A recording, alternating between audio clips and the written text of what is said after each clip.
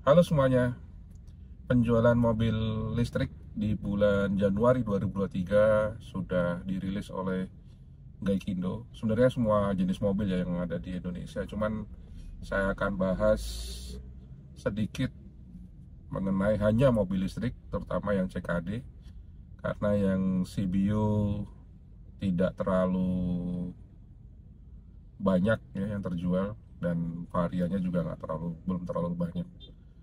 Jadi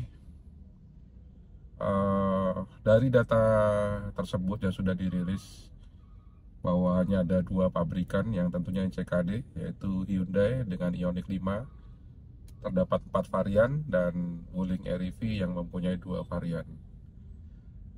Sebenarnya tidak terlalu mengejutkan ya tentang penjualan mobil listrik, terutama untuk Wuling REV, bahwa pada bulan Januari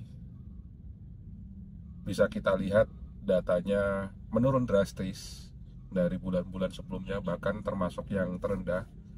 Padahal stok juga cukup banyak. Beda cerita pada saat Ioniq 5 tidak ada barangnya dan indennya juga lumayan panjang. Sehingga dan banyak dipakai untuk G20 ya waktu itu. Sehingga penjualannya juga agak tersendat. Nah, permasalahannya adalah bahwa penjualan Wuling ini untuk seluruh varian dari REV hanya 35 unit dari yang sebelumnya di bulan Desember di 2000-an. Bahkan beberapa bulan selama pertama kali muncul di bulan Agustus sampai dengan Desember itu bisa mencapai, di bulan September kalau nggak salah, itu bisa mencapai ribuan unit. Nah, kenapa ini bisa terjadi? Menurut saya ada beberapa faktor yang paling kecil ya tentunya mengenai kualitas produk dari Wuling sendiri ya. Kalau kita searching di internet atau kita nonton di beberapa YouTube, ada beberapa keluhan, bahkan di beberapa grup media sosial di situ banyak menyampaikan keluhan hal-hal kecil sebenarnya dan bisa diatasi beberapa, hanya tetap saja itu mengganggu secara kualitas produk. Yang paling banyak tentu suara reot di seatbelt, kemudian ada juga yang mati di tengah jalan, muncul gambar kura-kura yang sampai sekarang penyebabnya juga belum diketahui. Terus ada juga uh, beberapa isu yang lain. Kalau yang saya alami malah menurut saya paling parah, walaupun memang ada tanggung jawab dari pihak Wuling untuk memperbaiki, yaitu adanya warna belang di warna pink, sehingga saya ajukan klaim untuk perbaikannya dan sekarang dalam proses perbaikan tersebut. Tapi itu menurut saya cukup fatal ya dari segi kualitas ya, dan banyak hal lagi yang lainnya yang cukup mengganggu sebenarnya untuk suatu mobil baru. Nah, nggak tahu ini dengan jenis-jenis Wuling yang lain, apakah juga ada problem seperti yang terjadi di listrik, tetapi ini menjadi tantangan tersendiri seharusnya untuk Wuling untuk bisa memperbaiki kualitas dari produknya. Nah, yang paling signifikan terhadap menurunnya penjualan Wuling REV yaitu pada akhir Desember salah satu menteri mengatakan adanya subsidi sebesar 80 juta rupiah untuk mobil listrik, yang kemudian dikuatkan juga oleh beberapa menteri yang lain. Terakhir ada Pak Luhut juga, tetapi skemanya berubah, yang tadinya 80 juta menjadi hanya PPN 11%, kemudian dipotong menjadi 1%. Nah, terkait dengan hal tersebut, bahwa saya juga sudah pernah memberikan perhitungan, nilai dari pengurangan PPN ini tidak mencapai sebenarnya angka hingga 80 juta. Tetapi karena awal mulanya sudah ada kalimat dari salah satu menteri bahwa akan mendapatkan insentif sebesar 80 juta, banyak yang mungkin menurut saya menunda untuk membeli mobil ini. Nah, itu yang isu sampai dari bulan akhir Desember sampai bulan Januari. Bahkan di Januari akhir itu Pak Luhut masih menyampaikan hal tersebut.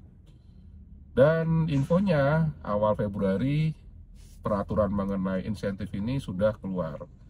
Tetapi pada kenyataannya bahwa peraturan mengenai insentif ini sampai dengan tanggal 14 Februari 2023 tidak ada kabarnya sama sekali. Bahkan yang paling lebih kencang lagi mengenai insentif untuk motor listrik sebesar 7 juta yang selalu ditekankan oleh beberapa pihak, serta Pak Jokowi sendiri juga mengatakan ada satu kalimat yang lebih mengutamakan untuk rakyat yang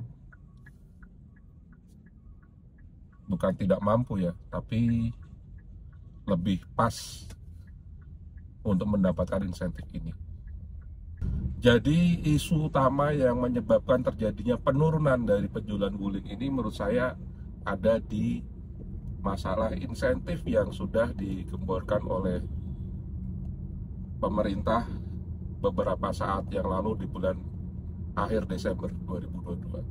Nah, kenapa kok tidak terjadi pada mobil Ioniq?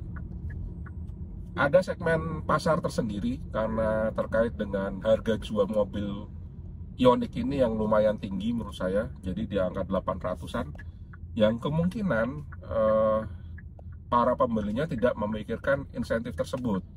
Walaupun mungkin secara perhitungan yang saya lakukan terhadap PPN 11% itu insentif yang bisa didapatkan hingga 50 juta rupiah.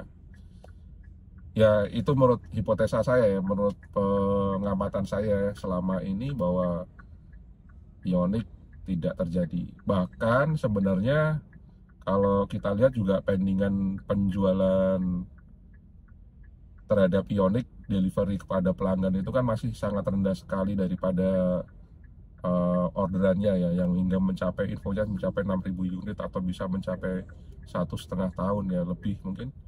Nah, itu juga mungkin berpengaruh terhadap penjualan ini tetap baik dari sisi Ioniq dan tidak terlalu terpengaruh terhadap insentif. Tapi bisa saja nanti di bulan Februari kita lihat bagaimana penjualan di Ioniq karena memang masih pendingannya masih panjang, beda dengan wuling.